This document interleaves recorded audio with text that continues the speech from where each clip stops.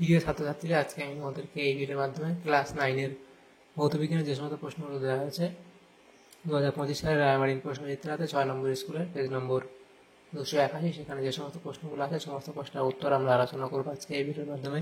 তোমরা ভিডিওটা শুরু থেকে শেষ অবশ্যই দেখবে, আর চ্যানেল যদি নতুন হয়ে থাকে অবশ্যই তোমরা চ্যানেলটাকে সাবস্ক্রাইব করে রাখবে পরবর্তী যে স্কুলগুলো আছে সেগুলোর প্রশ্ন উত্তর পাওয়ার জন্য। এবং এর আগের যে স্কুলগুলো ছিল সেগুলোর প্রশ্ন উত্তর আমরা আলোচনা করেছি, সেই প্রশ্ন উত্তরগুলো তোমরা প্লেলিস্ট থেকে পেয়ে যাবে, অবশ্যই সেখান থেকে তোমরা দেখে নিও। আজকে আমরা 6 নম্বর স্কুলের প্রশ্ন উত্তরগুলো আলোচনা করব। তো 6 নম্বর যে স্কুল, সেখানে দেখো গ্রুপ এর মধ্যে যে প্রশ্নগুলো আছে 8টা প্রশ্ন আছে, 1 নম্বর 8 নম্বর এখানে দেওয়া হয়েছে। একের দাগে কি বলা আছে, সঠিক উত্তরটি নির্বাচন করে লেখো। একের দাগের একের প্রশ্ন কি বলা আছে, 100 গ্রাম CaCO3 এর 100 গ্রাম CaCO3 এ অক্সিজেন পরমাণুর সংখ্যা হলো, তাহলে অক্সিজেন পরমাণুর সংখ্যা কত হবে তোমাদের? Option D. প্রদত্ত কোনটিতে পরমাণুর সংখ্যা সবচেয়ে বেশি, সেটা হবে তোমাদের এখানে অপশান ডি। এরপরের যে প্রশ্ন সেটা বলা আছে দেখো 3 দাগের, কানায় কানায় জলপূর্ণ একটি পাত্রে একটি কাঠের ব্লক ও নিরেট সীসার বল রাখা হলো। এখন সীসার বলটিকে ভাসমান কাঠের ব্লকের উপরে রাখলে পাত্রে জলের তল সেটা কি বৃদ্ধি পাবে এবং কিছু জল পাত্র থেকে উপচে পড়বে। এরপরে আছে একটি সাইফনের নলের ব্যাস দ্বিগুণ করা হলো, তাহলে এর মধ্যে দিয়ে তরল প্রবাহের হার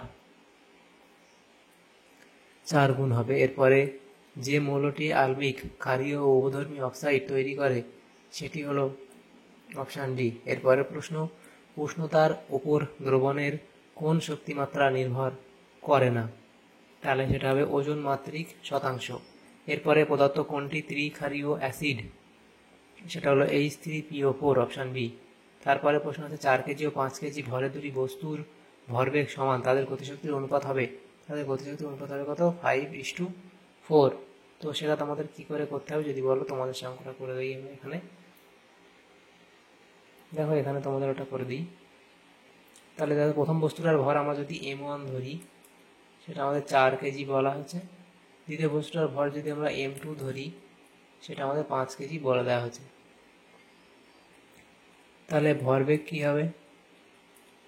ভরবেগ যদি আমরা প্রথম বস্তুটা ধরি P1, আর গতিশক্তি যদি আমরা প্রথম বস্তুটা ধরি তাহলে যদি আমরা ধরি E1, এবং ভরবেগ দ্বিতীয় বস্তুটার ক্ষেত্রে ধরি যদি P2, গতিশক্তি ধরি দ্বিতীয় বস্তুর ক্ষেত্রে E2, তাহলে E = কি আমরা জানি, এটা আমরা জানি। এবার এখান থেকে আমরা যদি P = বার করি তাহলে √2m × E হবে আমাদের। তাহলে প্রশ্ন অনুযায়ী কি,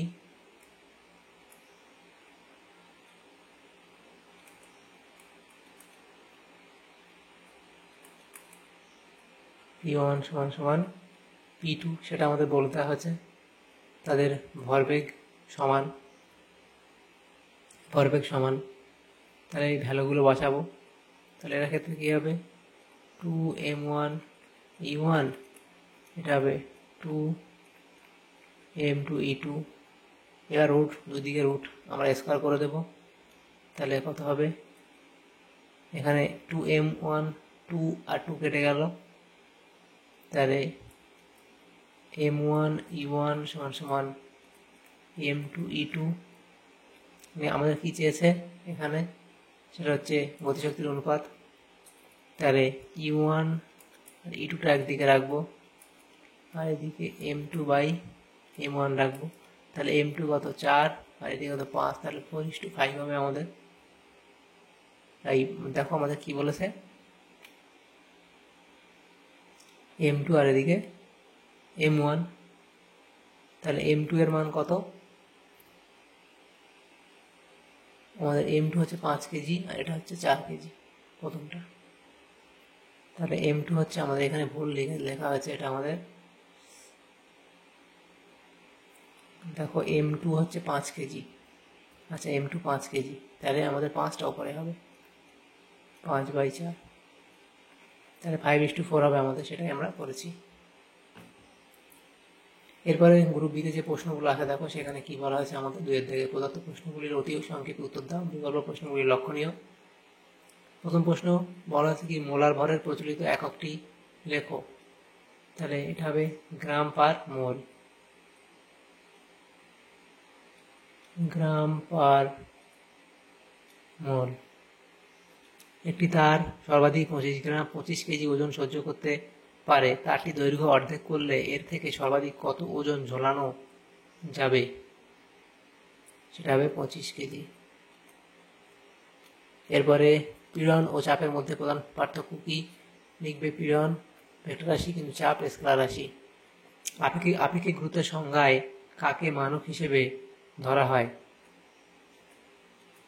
সেটা হবে জলের ঘনত্বকে। এরপরে যেটা আছে সেটা হচ্ছে কি টর ও মিলিবারের মধ্যে সম্পর্কটি লেখো, লিখবে 1 টর সমান সমান 1.333 মিলিবার। কোলয়েড দ্রবণের দশার সংখ্যা কয়টি, সেটা হলো 2টি, বিস্তৃত দশা আর বিস্তার মাধ্যম। NaCl এর দ্রাব্যতা লেখাটি অঙ্কন করো, তাহলে এই NaCl এটা আমরা এখানে এঁকে দিই। দেখো এটা যদি তোমরা গ্রাফ এভাবে আঁকো, এই যদি টেম্পারেচার হয়, এইদিকে হচ্ছে কি তোমাদের যদি দ্রাব্যতা ধরা হয় উষ্ণতা, এদিকে তোমাদের দ্রাব্যতা এদিকে ধরা হয়, তাহলে তোমাদের ঠিক এরকম ভাবে যাবে। দাঁড়াও তোমাদের দেখিয়ে দিই।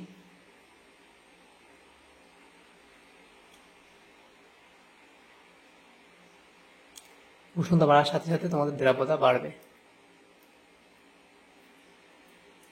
উষ্ণতা বাড়ার সাথে সাথে তোমাদের দ্রাব্যতা এভাবে বাড়বে।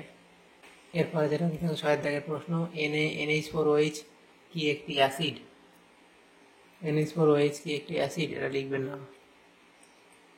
না, এটি হলো কি ক্ষার। 1 গ্রাম সেন্টিমিটার সমান কত আর্গ, সেটা হবে 981। সত্য বা মিথ্যা লেখো, বস্তুর শক্তি ছাড়া ভরবেগ থাকে না, এটা কি মিথ্যা। এরপরে প্রশ্নগুলো কি বলা আছে গ্রুপ সি, 5 নম্বর করে দেওয়া 5টা প্রশ্ন উত্তর করতে হবে। প্রথম প্রশ্ন এই অঙ্কটা ছিল, সেটা এখানে করে দেওয়া। দেখো অঙ্কটা বলা আছে 220 mg CO2 থেকে 10⁻21টি অণু অপসারণ করলে CO2 এর কত মোল অবশিষ্ট থাকবে, অঙ্কটা এখানে করে দেওয়া হয়েছে। দেখো প্রথম এটা, তারপরে এভাবে করবে, এ অবধি পুরো করবে, তার অবশিষ্ট কত হবে সেটা তোমাদের এখানে বলে দেওয়া হয়েছে। এরপরে 2 দাগের প্রশ্ন, সান্দ্রতাঙ্কের সিজিএস ও এসআই এককের মধ্যে সম্পর্কটি স্থাপন করো, তাহলে সান্দ্রতাঙ্কের সিজিএস এর একক হলো পয়স, আর এটা হলো এসআই একক হলো কি পারসেক ইন্টু সেকেন্ড। তাহলে লিখবে 1 পয়স সমান 0.1, এটা লিখবো Pascal into second, Pascal into second. তাহলে সম্পর্ক লিখলে কি 1 পয়স সমান 0.1 পাস্কাল ইন্টু সেকেন্ড। অথবা প্রশ্ন ছিল নিউটনীয় তরল ও অনিউটনীয় তরল বলতে কি বোঝালে, নিউটনীয় তরল কি সেটা লিখবে, অনিউটনীয় তরল কি সেটা লিখবে। এরপরে আছে বীজ ক্লাস বলতে কি বোঝো, তাহলে বীজ ক্লাস সেটা কি সেটা লিখবে, ব্যবহার লিখতে পারো। অথবা প্রশ্ন ছিল একটি সম্পৃক্ত দ্রবণকে কি কি উপায়ে সম্পৃক্ত করা যায়, এই 3টে পদ্ধতি লিখবে। সালফিউরিক অ্যাসিডকে কিভাবে শনাক্ত করা হয়, সালফিউরিক অ্যাসিডের শনাক্তকরণ স্যার বিক্রিয়া দেবে। স্থির শক্তি ও গতিশক্তির মধ্যে কোনটির মান ঋণাত্মক হতে পারে, ব্যাখ্যা দাও, সেটা লিখবে। তারপর অথবা প্রশ্ন ছিল কোন কোন ক্ষেত্রে একটি বলের দ্বারা কৃতকার্যের মান 0 হয়, তাহলে এই 3টে পয়েন্ট লিখবে। এরপরে গ্রুপ ডিতে যে প্রশ্নগুলো আছে দেখো সেগুলো আমরা নেক্সট আলোচনা করবো। 3 নম্বর করে দেখো প্রত্যেকটা প্রশ্নমান। প্রথম প্রশ্ন মোলার আয়তন কাকে বলে, তাহলে মোলার আয়তন এই অবধি লিখবে। 1 AMU এর মান কত সেটা লিখবে। অথবা প্রশ্ন ছিল 27 গ্রাম জল সমান কত গ্রাম অণু জল, সেটা এখানে করে দেওয়া হয়েছে। 6.0 এটা এ, এটা হচ্ছে বি। 6.2 গ্রাম ফসফরাস সমান কত গ্রাম পরমাণু ফসফরাস, সেটা এফডি করবে। এবং এরপরে আছে 3 নম্বর সি, সেটা বলা আছে কি 1.7 গ্রাম অ্যামোনিয়া সমান কত মোল অ্যামোনিয়াটা করবে। এরপরে 2 দাগে যে প্রশ্ন ছিল, একটি তুলাদণ্ডের 2 বাহু থেকে ঝোলানো দুটি বস্তুর জলে নিয়োজিত অবস্থায় ওজন সমান একটি বস্তুর ভর 32 গ্রাম ও এবং ঘনত্ব 8 গ্রাম পার সেন্টিমিটার কিউব, অন্যটির ঘনত্ব 5 গ্রাম পার সেন্টিমিটার কিউব হলে সেটির ভর কত। তাহলে পরপর স্টেপ ধাপ দেওয়া করা আছে, তোমরা করে নেবে। এরপরের প্রশ্ন বিয়ের দাগে শক্তি সংরক্ষণ নীতির উপর ভিত্তি করে বার্নৌলি নীতির সমীকরণটি লেখো। এর বার্নৌলি উপপাদ্য লিখলে তার সমীকরণ লিখবে, সে এবং কোথায় কোনটা কি সেটা লিখবে। অথবা দিয়ে প্রশ্ন ছিল 16 সেন্টিমিটার ব্যাসের মূল পাইপের সঙ্গে এটা পাইটার নল যুক্ত করা আছে এবং ওই যন্ত্রে দুটি নল জলস্তম্ভের পার্থক্য 10 সেন্টিমিটার। দেখা গেল মূল পাইপ দিয়ে জল প্রবাহের বেগ ও প্রতি সেকেন্ডে জলপ্রবাহের আয়তন নির্ণয় করো। তাহলে প্রথম এটা আমাদের যেটা দেওয়া আছে ভ্যালুগুলো, এরপরে জল প্রবাহের বেগ নির্ণয় করবে, তারপরে 3 নম্বর ধাপ, তারপর আয়তন প্রবাহ নির্ণয় করবে। বিয়ের দাগের প্রশ্ন ধারারেখ প্রবাহ বলতে কি বোঝো, তাহলে লিখবে অবধি। তারপর 12.5% NaCl দ্রবণের শক্তিমাত্রা গ্রাম পার লিটার এককে প্রকাশ করো, তাহলে প্রকাশ করবে। তারপরে দেওয়া আছে সম্পৃক্ত দ্রবণে আরও দ্রাব্য যোগ করলে দ্রাবের ঘনত্বের কি পরিবর্তন ঘটে, সেটা লিখবে। এরপরে প্রশ্ন টার্টারিক অ্যাসিডের ক্লাস ও সোডিয়াম বাইকার্বনেট গুঁড়োর মিশ্রণে জল যোগ করলে কি হবে, সেটা লিখবে। কি হবে, যদি টার্টারিক অ্যাসিডের ক্লাস ও সোডিয়াম বাইকার্বনেটের মিশ্রণে জল যোগ করলে কার্বন ডাইঅক্সাইড গ্যাসের বুদবুদ উৎপন্ন হয়। এই গ্যাসকে স্বচ্ছ চুন জলে চালনা করলে স্বচ্ছ চুন জল ঘোলা হয়ে যায়। এই সমীকরণ কি, সেটা তোমরা লিখে দেবে। এরপরে জিঙ্ক ও সোডিয়াম হাইড্রোক্সাইডের বিক্রিয়া কি উৎপন্ন হয়, সেটা লিখলে। এরপরে NaOH কে ক্ষার বলা হয়, কিন্তু AlOH3 এখানে AlOH3 কে ক্ষার বলা হয় না কেন,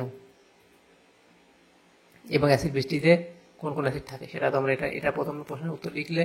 এরপরে দ্বিতীয় প্রশ্নের উত্তর লিখবে। এরপরে প্রশ্ন যেটা অঙ্কটা করে দেওয়া হয়েছে, দেখো প্রত্যেকটা ধাপ ধাপ করে দেওয়া হয়েছে, পরপর লিখে নেবে। এরপরে প্রশ্ন বিয়ের দাগের অবাধে বদনশীল বস্তুর স্থির শক্তি ক্রমশ হ্রাস পায়, এটি কি শক্তি নিত্যতা সূত্রের পরিপন্থী? না, কারণ যখন অবাধে বদনশীল কোনো বস্তু অভিকর্ষ বলের ক্রিয়ায় নিচে নামে তখন ভূপৃষ্ঠ থেকে এর উচ্চতা ক্রমশ কমায়, এর স্থির শক্তি ক্রমশ হ্রাস পায়, কিন্তু নিচের দিকে যত নামে এর বেগ তত বৃদ্ধি পায়, ফলে গতিশক্তিও ক্রমশ বৃদ্ধি পায়। দেখানো যায় পতনশীল অবস্থায় যে কোনো অবস্থানে পতনশীল বস্তুর স্থির শক্তি ও গতিশক্তির যোগফল স্থির থাকে, তাই এক্ষেত্রে এই শক্তি নিত্যতা সূত্র লঙ্ঘিত হয় না। তাহলে আমাদের এখানে যে প্রশ্নগুলো ছিল, তাহলে সমস্ত প্রশ্নের উত্তর আমরা আলোচনা করলাম আজকে এই ভিডিওর মাধ্যমে। ক্লাস 9-এর ভৌতবিজ্ঞানের যে প্রশ্নগুলো ছিল আমাদের সেকেন্ড সামেটিভের জন্য 2025 সালের 6 নম্বর স্কুলের সমস্ত প্রশ্নের উত্তর আলোচনা করলাম আমরা। তোমাদের যদি সামান্যতম উপকার এসে থাকে ভিডিওটা অবশ্যই লাইক করবে, আর বেশি বেশি করে বন্ধুদের সাথে শেয়ার করবে, এবং পরবর্তী যে স্কুলগুলো আছে সেগুলোর প্রশ্ন উত্তর পাওয়ার জন্য অবশ্যই তোমরা আমাদের চ্যানেলটাকে সাবস্ক্রাইব করে রাখবে। Thank you, thanks for watching.